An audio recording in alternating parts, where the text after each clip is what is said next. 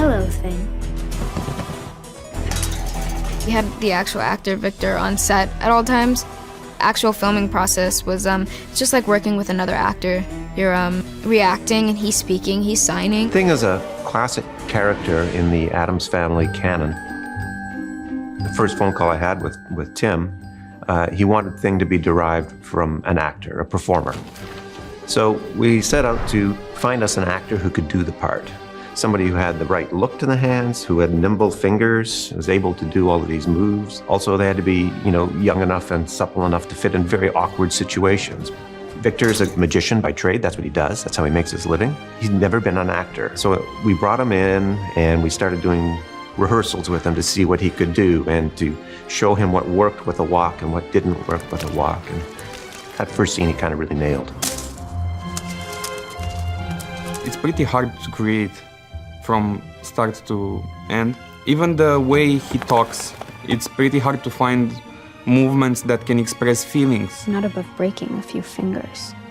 For example, in love or angry. Everything is pretty hard when you do it with a real actor. Yes, and serial killers. With Jenna, she accepted it really quickly that she's talking to a hand.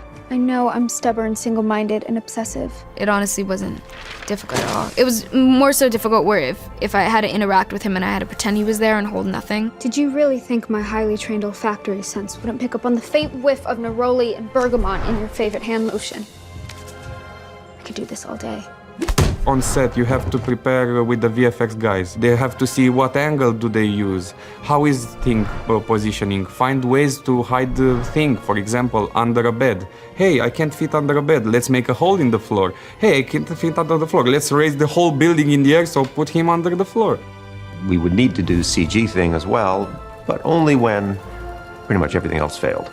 I think the tedious part about it was they had to use a ball and chart for special effects, so every single setup we did, someone would have to come in with a gray ball, silver ball, chip chart with all these colors, and that is when we would kind of slow down in our days a bit. I'm going to see Galpin.